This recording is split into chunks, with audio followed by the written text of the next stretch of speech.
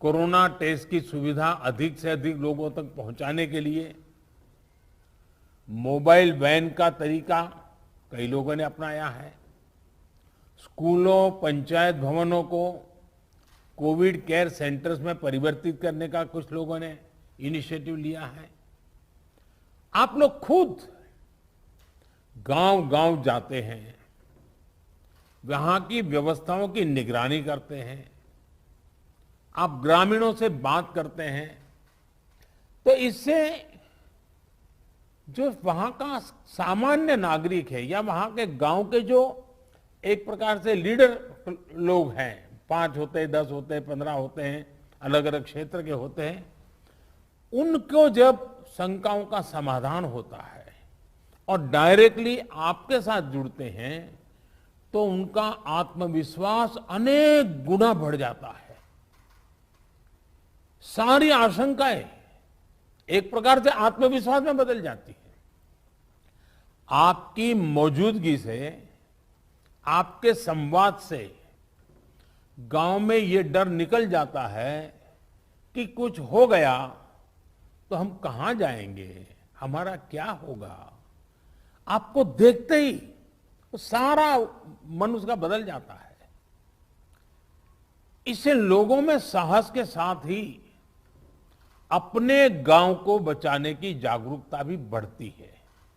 और मेरा आग्रह है, हमें गांव-गांव यही संदेश पक्का करना है कि हमें अपने गांव को कोरोना से मुक्त रखना है और लंबे अरसे तक जागरूकता से प्रयास करना है।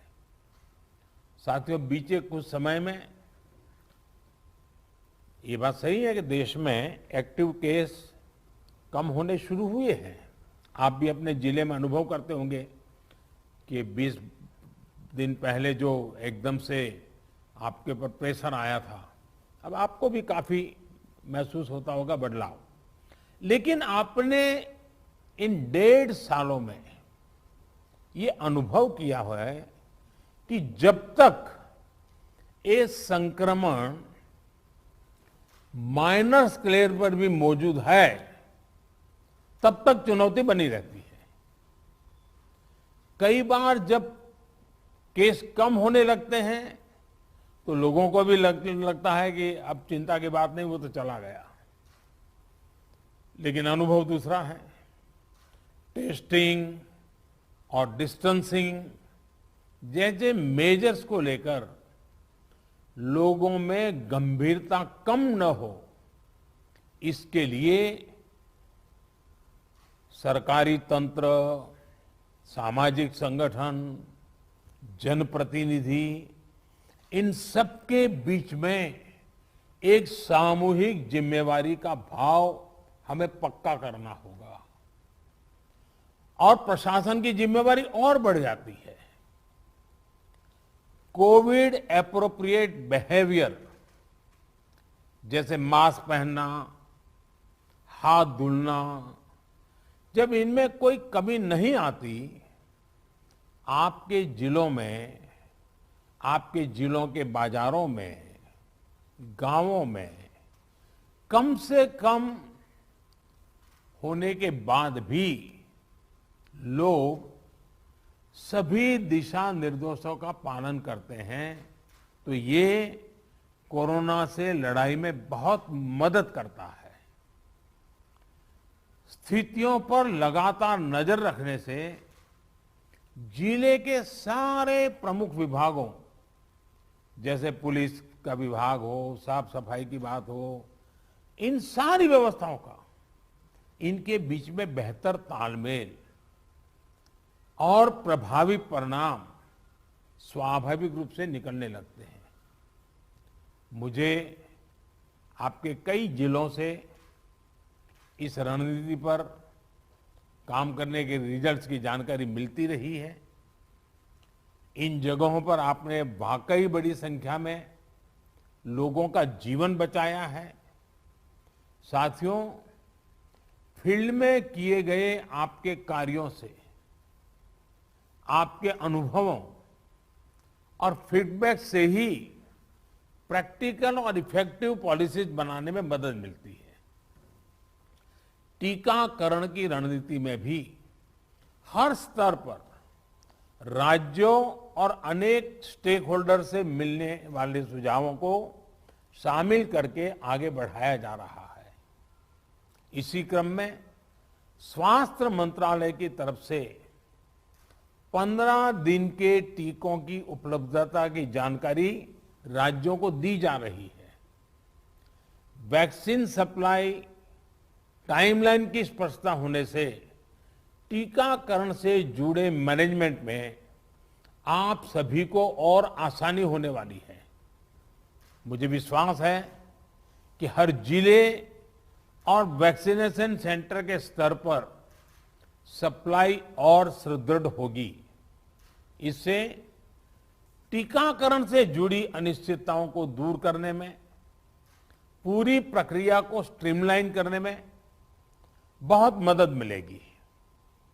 वैक्सीनेशन का जो प्लान है, जो कैलेंडर है, उनको हम नियमित रूप से अलग अलग मीडिया प्लेटफॉर्म पर अधिक से अधिक साझा करेंगे तो लोगों को कम से कम परेशानी होगी। साथियों, पिछली महामारी हो या फिर ये समय, हर महामारी ने हमें एक बात सिखाई है। महामारी से डील करने के हमारे तौर तरीकों में निरंतर बदलाव, निरंतर इनोवेशन, निरंतर अपग्रेडेशन बहुत जरूरी है। ये वायरस म्यूटेशन में स्वरूप बदलने में माहिर है। एक प्रकार से बहुरूपिया भी है और ये वायरस धूर्त भी है। तो हमारे तरीके और स्ट्रेटेजी भी डायनेमिक होने चाहिए। साइंटिफिक लेवल पर हमारे वैज्ञानिक वायरस के बदलते स्वरूपों से निपटने के लिए दिन रात काम कर ही रहे हैं।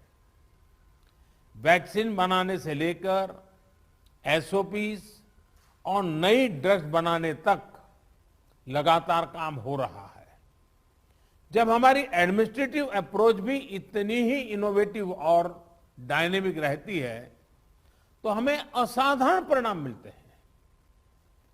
आपके जिले की चुनौतियां यूनिक होगी, इसलिए आपके समाधान भी उतने ही यूनिक होने चाहिए।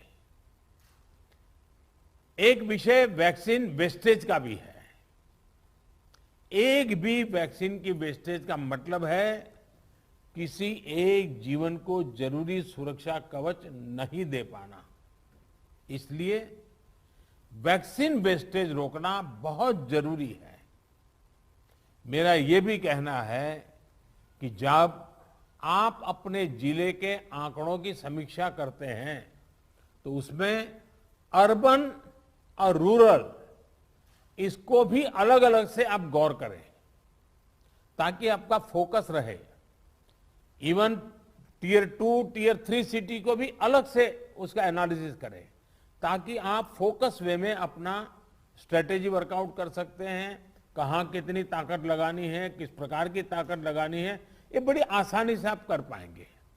और इससे जब ये प्रकार से देखेंगे तो ग्रामीण इलाकों में कोरोना से निपटने में मदद मिलेगी। और मैं भी लंबे अरसे तक आप ही की तरह कुछ न कुछ काम करते करते यहाँ पहुंचा हूं।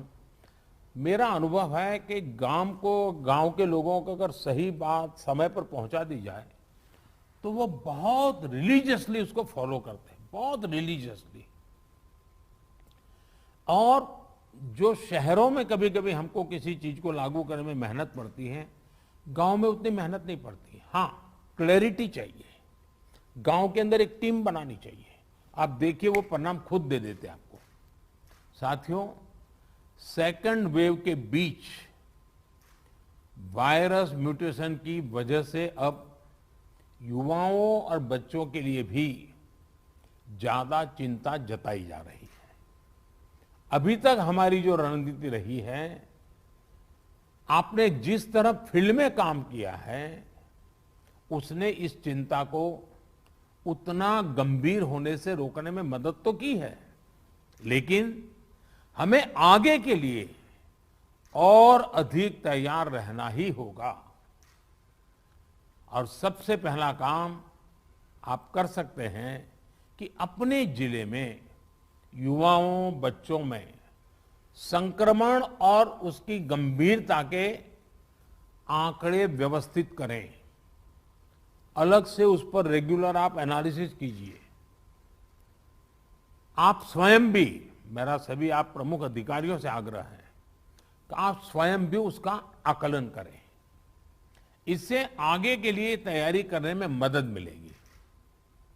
साथियों, मैंने पिछली बार की बैठक में भी, और मैंने ये भी कह रहा कि जीवन बचाने के साथ साथ हमारी प्राथमिकता जीवन को आसान बनाए रखने की भी है। गरीबों के लिए मुफ्त राशन की सुविधा हो, दूसरी आवश्यक सप्लाई हो, काला बाजारी पर रोक हो, ये सब इस लड़ाई को जीतने के लिए भी जरूरी है और आगे बढ़ने के लिए भी आवश्यक है। आपके पास पिछले अनुभवों की ताकत भी है और पिछले प्रयासों की सफलता का मोटिवेशन भी है। मुझे पूरा भरोसा है कि आप सभी अपने अपने जिलों को संक्रमण मुक्त करने में सफलता पाएंगे। देश के नागरिक का जीवन बचाने में, देश को विजयी बनाने में हम सभी सफल होंगे। और मेरा आज कुछ साथियों को सुनने का मौका मिला है, लेकिन आपके पास, हर एक के पास कुछ न कुछ सफलता की गाथाएं हैं। बड़े अच्छे इनोवेटिव प्रयोग आप सबने कहीं न कहीं किए हैं। अगर वो आप मुझे पहुंचा देंगे तो जरूर इसको देश भर में पहुंचाने में मुझे सुविधा होगी, क्योंकि इंटेलेक्चुअली डिबेट करके कितनी भी चीज क्यों न निकाले, लेकिन उससे ज्यादा ताकत जो फील्ड में काम करता है, उसने जो अनुभव किया है और उसने जो रास्ते खोजे हैं, वो बहुत ताकतवर होते हैं।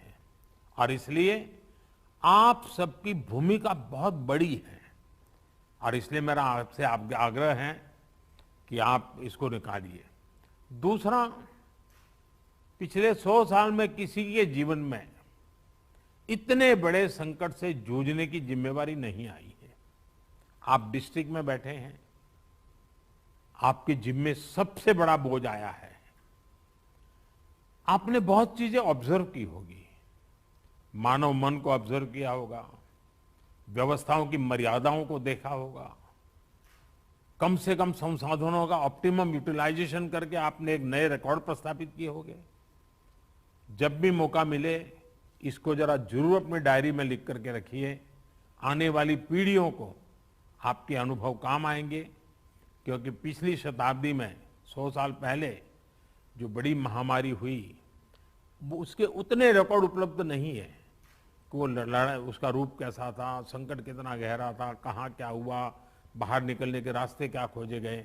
लेकिन आज हमारे डिस्ट्रिक्ट के अफसर अगर ये डिस्ट्रिक्ट गैजेट की तरह इसको बनाएंगे तो भविष्य की पीढ़ियों को भी हमारी ये मेहनत, हमारे अनुभव, ये आने वाली पीढ़ियों के लिए भी काम आएगा।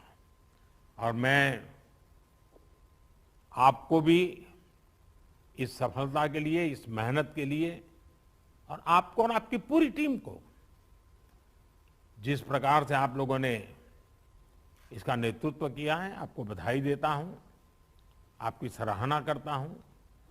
और मैं आशा करता हूं कि आप और अधिक सफलता प्राप्त करेंगे, तेजी से सफलता प्राप्त करेंगे और जन सामान्य के अंदर विश्वास पैदा करेंगे। सामान्य मानवीय का विश्वास विजय की सबसे बड़ी जड़ी बूटी है, सबसे बड़ी जड़ी बूटी है। इससे बड़ी जड़ी बूटी नहीं हो सकती है और ये काम आप आसानी से कर सकते हैं। आप स्वस्थ रहें, कार्य का बोझ आपको ज्यादा है, मैं अनुभव करता हूं। अब बारिश की सीजन आएगी तो और एक सीजनल जो प्रेशर रहता है वो तो बढ़ने ही वाला है, लेकिन इन सब के बीच भी आप स्वस्थ भी रहें, आपका परिवार स्वस्थ रहे और आपका जिला जल्द से जल्द स्वस्थ हो, हर नागरिक स्वस्थ हो, ये आपकी कामना ईश्वर पूरी करे, आपका पुरुषार्थ पूरी करेगा। मेरी तरफ से आपको बहुत शुभकामनाएं, बहुत बहुत धन्यवाद।